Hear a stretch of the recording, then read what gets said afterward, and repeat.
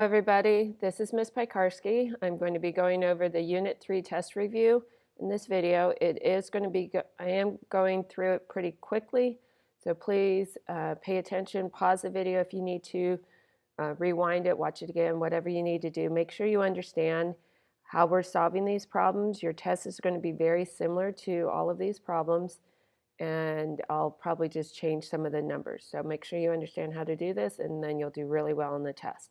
So let's look at the first problem, or the first set of problems. It says to tell whether the ordered pair is a solution to the equation by circling yes or no. Okay, and then there's also this note here, show all your work to receive partial credit where applicable. Okay, so I do want to see you guys working through these problems. So the first thing that you want to do for this problem number 1, y equals negative 3x minus 1, and they tell us that they want us to plug in 0 for x and negative 1 for y. So when we do that, we get this set up here. Negative 1, our y is replaced with negative 1. Negative 3 is just negative 3 times 0 is our x, and then minus 1.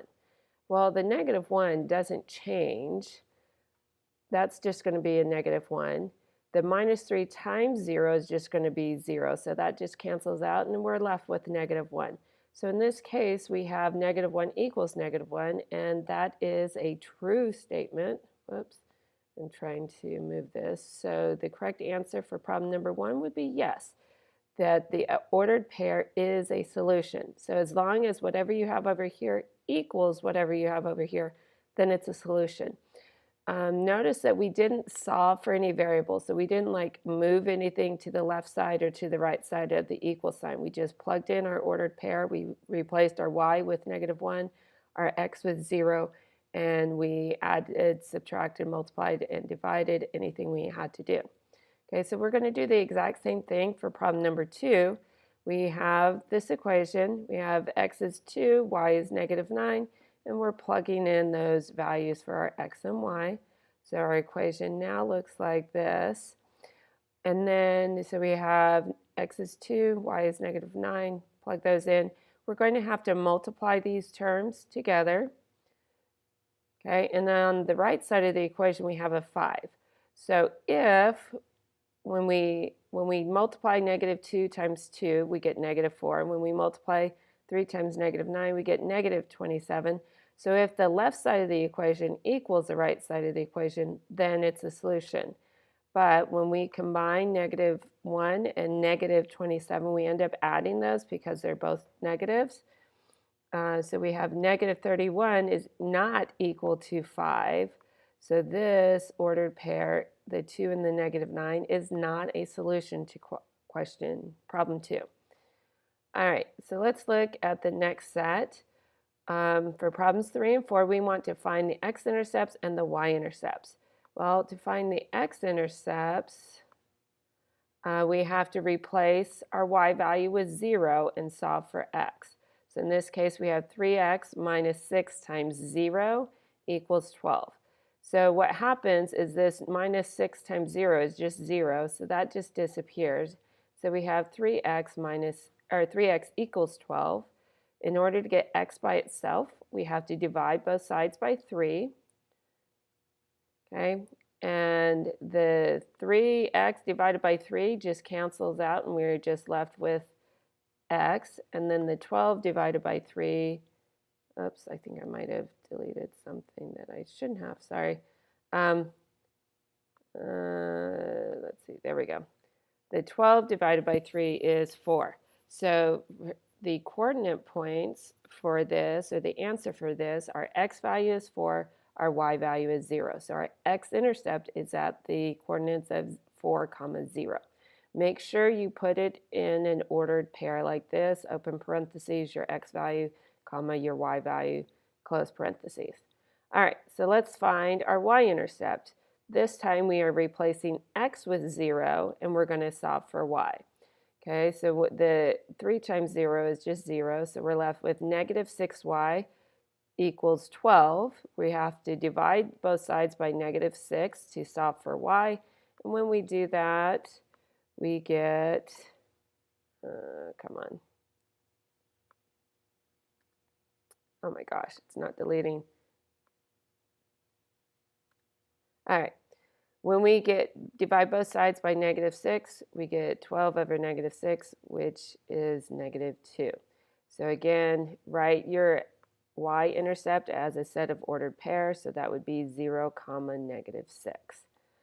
All right, so we're going to do the same thing anytime we have to find the x-intercepts and y-intercepts. For the x-intercept, you replace your y with 0, solve for x. In this case, we'll end up with -x equals -4. In order to get rid of this negative here, we can either divide or multiply by -1. It's totally up to us. But basically what happens is we get rid of our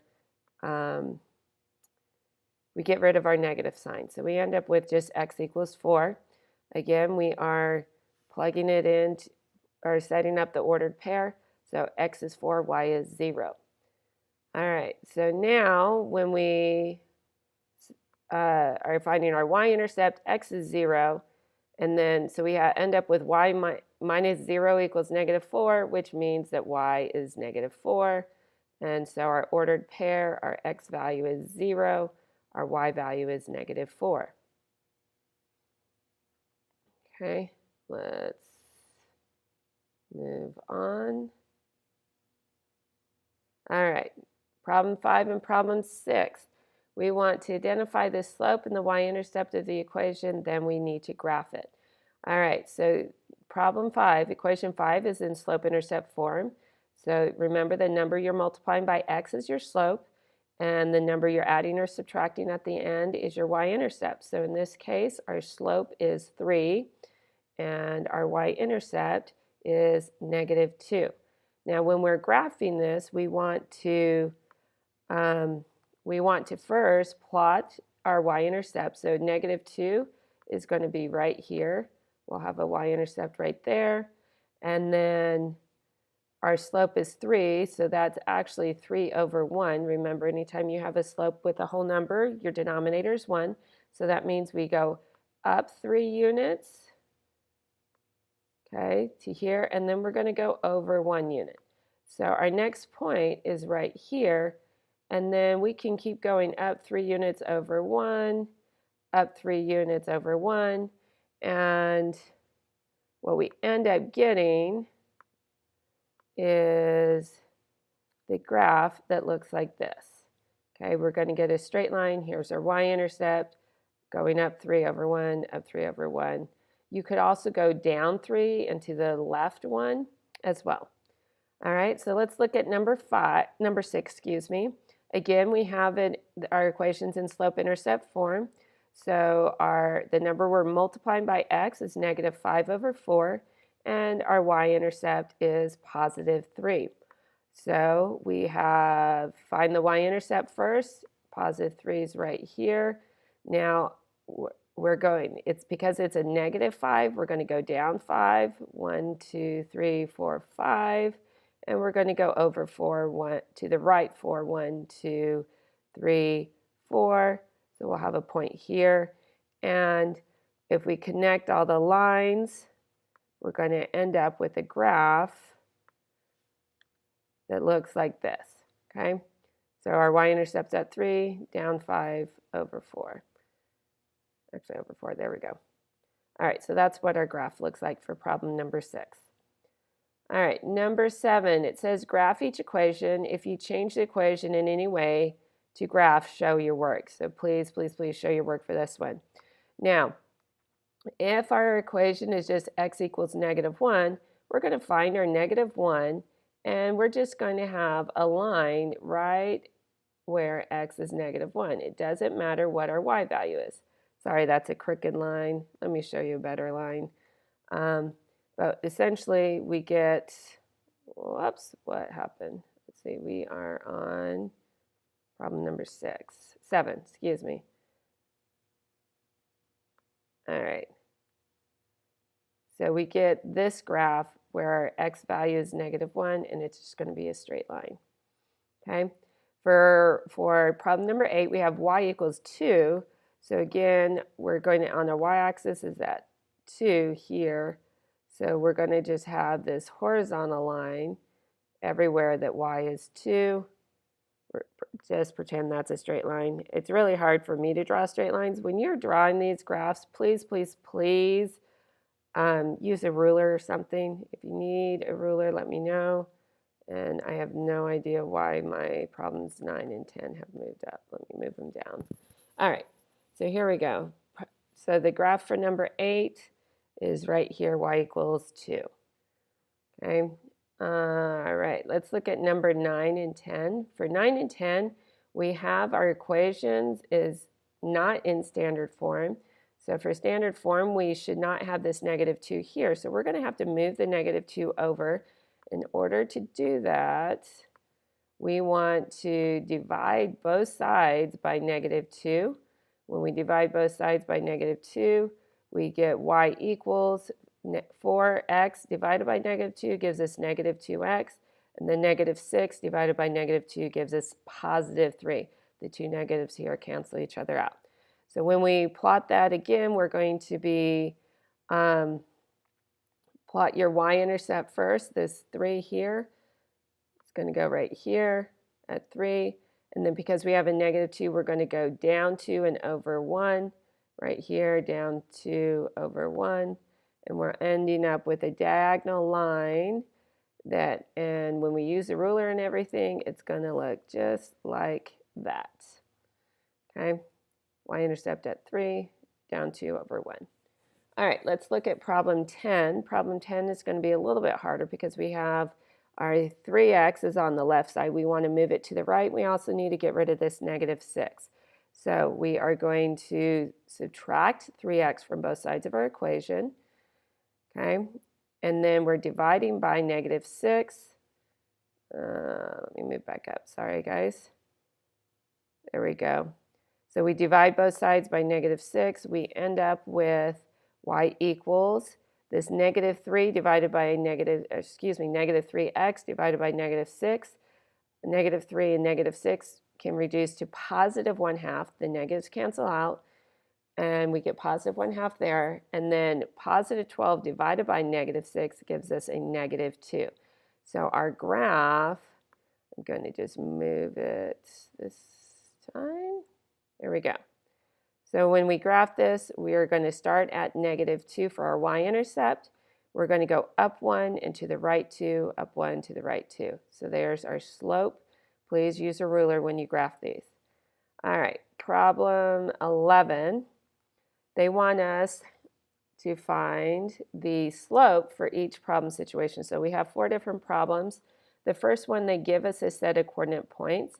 And with these coordinate points, we're going to plug them into our slope formula. So this would be our y2, which is 8, minus our y1, which is 5, divided by our x2, which is also 8, minus our x1, which is 3 here. So when we set that up, we're just going to reduce it. So 8 minus 5 gives us 3, and 8 minus 3 gives us 5. So our slope is just going to be, come on. Oh, there's nothing under there. So our slope is just 3/5. Okay, you would write 3/5 in the line. Please make sure you show your work on this. Okay, same thing for part B. You're using your slope-intercept form. Whoops, I think I showed the answer to that one too soon. All right, so y2, which is -2, minus y1, which is 4, divided by x2, which is 6, minus x1, which is also 6 over here. And when we do the math, -2 minus 4 gives us -6, and 6 minus 6 gives us 0. And remember, anytime we have 0 in the denominator, our answer is undefined. So on this line, you would write the word undefined. If you want to abbreviate it, UND is fine as well. Okay, let's look at part C. Again, we're looking just for the slope. Okay, we have a horizontal line here. If you have forgotten how the slope for your horizontal line, you can go ahead and set up the Slope-Intercept Formula. Okay, so of course our x2, our y2 and y1, it doesn't really matter. I picked a point here at -2 to and a point here at 2, 2. So in our numerator, we have 2 minus 2. In our denominator, we have 2 minus negative 2, which ends up being 2 plus 4. Okay, so we have a 0 in the numerator, and hopefully you guys remember that when you have a 0 in the numerator, the answer is just 0. It doesn't matter what your number is here in the denominator. As long as it's not 0. If you have 0 in the numerator and denominator, then it's undefined. All right, so the answer, the slope for this horizontal line is going to be 0. And it doesn't matter where the horizontal line is. Anytime you have a horizontal line, your slope is 0. All right, so let's look at this one. For example D, some of you might want to try counting the grid lines, but you'll notice there's a whole bunch of little tiny grid lines, and then there's these bigger grid lines. So I would suggest do not count the grid lines, just set it up in slope-intercept or slope formula. So our y2 is 1 minus y3, y1, which is 3. Our x2, which is 0, minus our x1, which is negative 4. We end up with negative 2 over 4, which can reduce. Guys, if you can reduce your fraction, I want you to reduce your fraction. Okay, don't leave it as negative 2 over 4. Go ahead and reduce it to negative 1/2. All right, let's look at problem 12. These are very similar to the problems we started with, except we have inequalities. We don't have any equal signs. We have greater than or equal to, and less than symbols, and another set of ordered pairs. We're going to solve these exactly the same way we solved problem 1 and 2, where we're just telling if the ordered pair is a solution or not. Okay, so we're going to plug in. Let's go back to problem 12. There we are. We're going to plug in our x and our y values into the equation and see if the inequality works. So in this case, x and y are both 0, so 0 plus 0 is greater than negative 9. 0 plus 0 is just 0, and negative 9 is just negative 9. Is 0 greater than negative 9? Okay. Because of this negative sign, 0 is greater than negative 9. If it was just 9, then it would not be greater than. But in this case, the inequality does work because 0 is greater than negative 9. All right, for part B, same thing. Plug in your x and y values. So we're going to have 4 times 6 minus 3 times 8 is greater than or equal to negative 5. Well, 4 times 6 is 24. Whoops, I'm showing the bottom answer too. Let me do it this way. 4 times 6 is negative 4. Oh my gosh, I can't speak today. All right, 4 times 6 is 24, minus 3 times 8 is also 24. You're subtracting those, so you end up with a 0 on the right side of your inequality, and you get 0 is greater than or equal to negative 5. Again, yes, 0 is greater than or equal to negative 5, so this one is a solution. All right, so for part C, we're going to do the same thing. We are plugging in our x and our y values into our equation. So we have 2 times 6 is our x value minus our y value, which is negative 15, is less than 4. Well, 2 times 6 is 12, and the minus and negative becomes a positive. So we end up with plus 15 is less than 4. And then when we combine the 12 plus the 15, we get, hold on, let me get rid of this. 12 plus the 15, we get 27 is less than 4. Well, 27 is actually greater than 4, so this is not a solution here. All right, let's move on to 13. We are graphing inequalities, and this one is a little bit more complex, but if you remember how to graph a linear equation, you should be able to graph this one. There's just a few more steps to this. So for part A, we have x is less than or equal to negative 2. Well, so first, let's just pretend this is an equal sign. X is equal to negative 2. Well, if x was equal to negative 2, we'd end up with a line that was right here, and it would be a vertical line where x is would equal -2. Now, because we have the less than or equal to sign, our line is going to be solid here. Now, to figure out, you're going to have, with inequalities, when you're graphing inequalities like this, you have to shade one side of the graph. We're either going to shade this side of the graph or we're going to shade this side of the graph in. And we have to figure out which side works for the solution here. So my suggestion is pick a point, and anytime you can pick the point 0, 0, go ahead and do that. And plug those x and y values into your inequality. So in this case, we only need our x is 0. And so if we had 0, would it be less than or equal to -2? Okay, in this case, no, it would not. This would be a wrong inequality because 0 is actually greater than -2. So what this means is that this side is not the side that you're going to shade in. You want to be able to shade in the side that will work for the inequality. In this case, we're going to shade in this side of our equation. If you want to, if you're not sure, go ahead and pick a point on this side. If we had -3 here, would -3 be less than or equal to -2? Yes, it would. So what happens with your inequality, let me move this graph. Wow, I did not want that to happen. Let me see if I can just shrink it. There we go, something like that. All right, so what we end up with is this. Here's our line. It's going to be a solid line because of the equals line bar right here. And the correct spot to shade in is this side because only this side of the graph will make this inequality actually work. All right, so let's look at problem B. Again, we have slope-intercept form. So here's our slope at -2.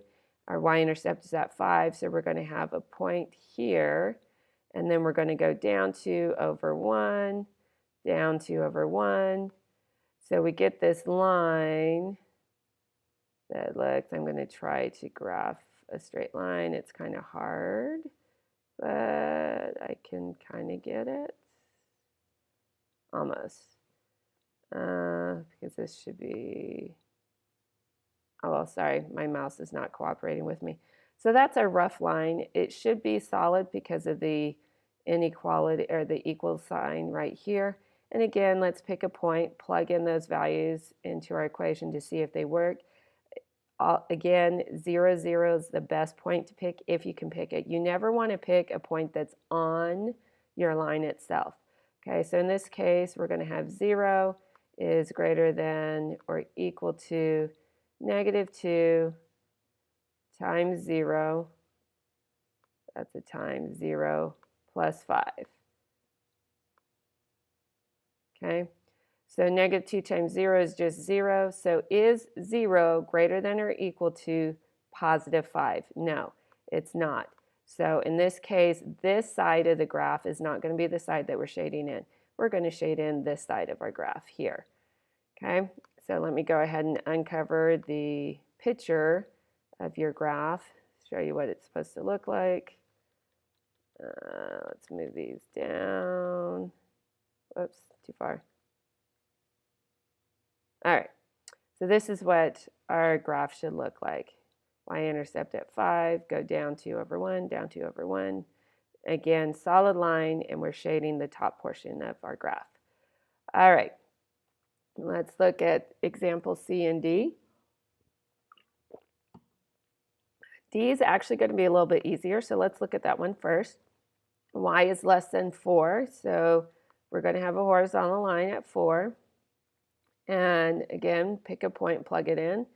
So we have 0, 0 again, my favorite set of coordinate points to plug into inequalities. In this case, our y value is 0. Is 0 less than 4? Yes, it is. So in this case, we're going to shade in the bottom portion of our graph. And so our graph will look like this. Here's our y-intercept at 4. Notice we have a dotted line this time instead of a solid line. The reason why is it's just a less than, not the less than or equal to, because we're missing this equal to line. we're going to do a dotted line. Guys, if you graph a solid line here, I am going to count it wrong. Make sure it's a dotted line or a dashed line. All right, let's move on to the next equation. For part C, we have our formula in standard form. We need to put it in slope-intercept form. So move the 6 to the other side. We're subtracting both sides by 6x, and then we're going to have to divide by 2. And when we do that, on the left side of our equation, we just, hold on the left side of the equation, we just have a y is greater than or equal to, and then negative 6x divided by 2 is going to be negative 3. 4 divided by 2 is 2. So this is our inequality.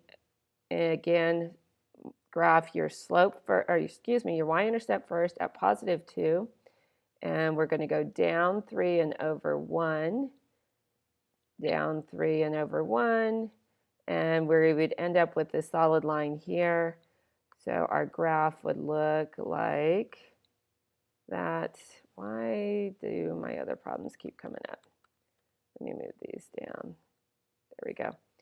All right, let me get rid of this. So this is what our graph looks like. It's a solid line. Oh, I totally forgot to figure out what side was shaded. Surprise, the top side is shaded. Let's plug in 0, 0 for our x and y. If we plug in 0, 0 for x and y, we'd have 6 times 0 plus 2 times 0, which those are both zeros. So 0 plus 0 is 0 is greater than or equal to 4. No, it's not greater than or equal to 4. So we would shade the opposite side. Okay? So that's graphing your inequalities. Let's look at problem 14. Use f of x equals 4x plus 5 to answer the following questions. All right, so in this case, we have an equation, and any time they have like f of x or g of x or whatever, when they have a letter here, open parentheses, the x value here, this is telling you that whatever you have here is what you're going to replace this x with. So in this case, they want us to find f of negative 2. So they want us to replace our x value with negative 2. So f of negative 2 is going to be 4 times negative 2 plus 5. 4 times negative 2 is going to be negative 8 plus 5. Okay, we end up with just f of negative 2. Negative 8 plus 5 is going to give us negative 3. So in this line here, we would just write negative 3. Now we have this with the same equation. They want to know what is f of x, or what x would equal if f of x equals negative 7. So this f of x is the same thing of saying y. So if your y value is negative 7, or if your whole equation equals negative 7, solve for x. Okay, so what we're going to do, we're replacing the f of x with negative 7 equals 4x plus 5. In this case, we're solving for our x, so we're going to subtract 5 from both sides. Okay, we get negative 12 on one side, and then on the other side we have 4x. To get rid of the 4, we're dividing by 4 on both sides, so we'll get negative 12 divided by 4 is negative 3. 4x divided by 4 is x. Those disappear. Okay, let's look at 15. So for 15, this time we have a graph instead of a formula, and we have to figure out what your y value is. For A, we are figuring out what y is going to be when x is 1. So you go to the x is 1 here on your graph. So here's x is 1, and your y value is going to be up here. So our y value is 1, 2, 3, 4. Our y value is going to be 4. F of 1 equals 4. So when x is 1, your y value is 4. Okay, up here. Now, this one here, it says, what is your y value, or what is your f of x value when, what is your x value when your y value or your f of x is equal to 2? So before we look at that, notice this line here, this instructions here. It says separate answers with a comma. So for part A, we only had one answer, but for part B, we're going to have more than one answer, and here's why. When y is 2, so here's 1, here's 2, we're going to have this line here. Okay, so we're going to have more than one answer here. In fact, we have 3 answers here. Our first one over here is at 1, 2, 3, 4. Our first answer is at -4. Our next one is at 0 when x is 0. Our y value is -2. And our last answer is 4 here. So we have 1, 2, 3 different answers. You're separating all your answers with commas. Okay, so when you look at a graph, sometimes you will have more than one answer. All right, let's get rid of that. Problem 16, it says complete the table for the relation, then answer the following questions. All right, so here's our x values, and we have to plug it into our formula to find our y values. So when x is 2, we're going to have y equals 3 minus 2. Well, 3 minus 2 is just y equals 1. Okay, the next one is we're plugging in 0 for x, so y equals 3 plus 0. When we do that, we get y equals 3. And that's last time our x is 3, so 3 plus 3 is going to give us 6. Okay, y equals 6. Okay, now one of the answers we have to figure out is what is the domain. Most of you might look at our x values and our y values here, and hopefully you remember that domain is just your x values. So you might look at this and say, hey, on my table I have the values -2, 0, and 3, so the domain would be -2, 0, and 3. However, they don't want the domain just for the values on the table, they want the domain for the whole graph. Okay, so if we graph this equation, I've already graphed it for you, the line, it looks like this, and it's going to keep on going this way, and it's going to keep on going this way, which means is that as it keeps going down over here, it's going to keep on going to the left. So it's going to keep on going all the way to -infinity, way over here. It's going to keep on going. Okay, and then on the right side is as it goes up, it's also going to the right. And it's going to keep on going forever, all the way to +infinity. So another way you can, hold on, not another way. So this domain is actually wrong because all that does is it tells me my values from my table, but I don't want the table domain, I want the formula domain. So you might write it like this, where you said, what this reads is x such as x includes r, and in this case r means all real numbers, so that means going from -infinity to +infinity.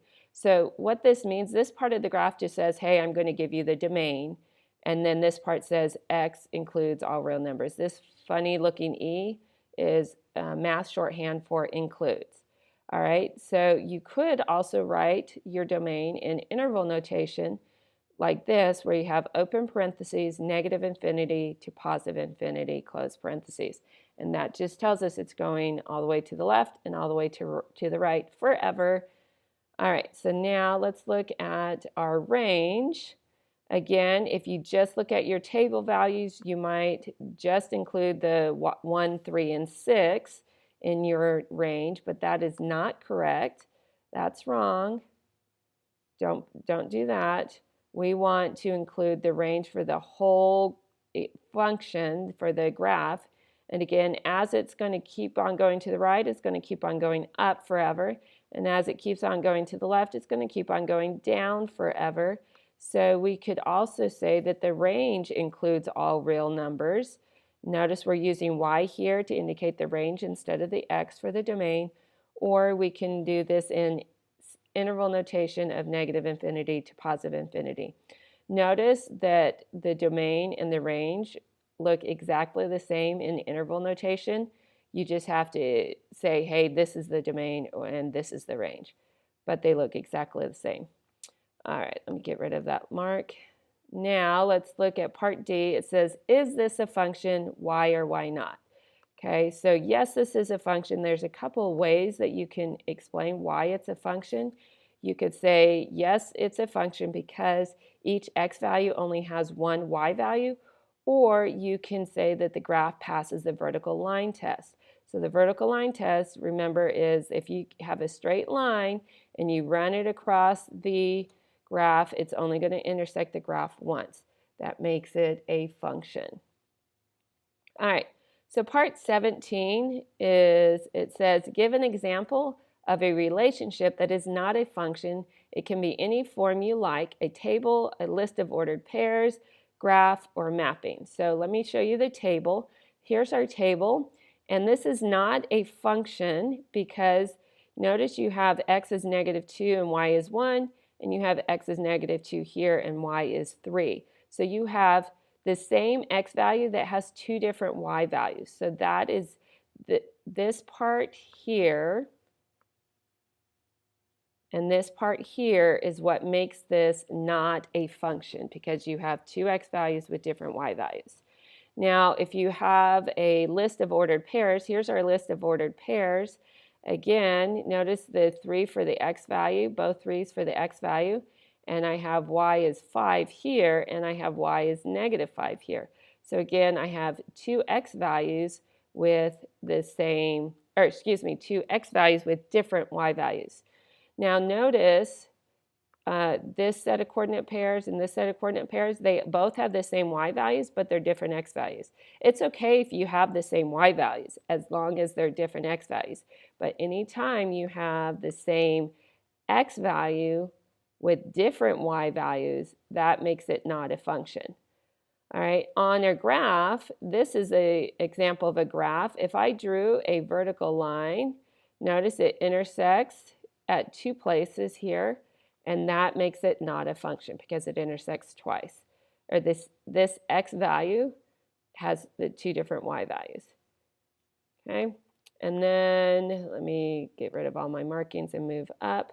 The last thing, this is the mapping. So when we're mapping in algebra, we have lists of numbers in one bubble, list of numbers in the y bubble. So this would be my x values, and this would be my y values. And in this case, again, notice that both the -4 and the 9 both point to the 8, so they both have the same y value, which is fine. But here, this 3 has two different two different y values, which is not okay. So we cannot have the same x value with two different y values. That's what makes it not a function. All right, so I am done with the review. Hopefully you've paid attention and you are going to rewind this and look at everything again that you were struggling on, slow it down, watch it over and over again. The test is going to be pretty much exactly like this. Numbers will be slightly different, but all the problems are going to be the same type. All right, good luck on the test. I will see you tomorrow.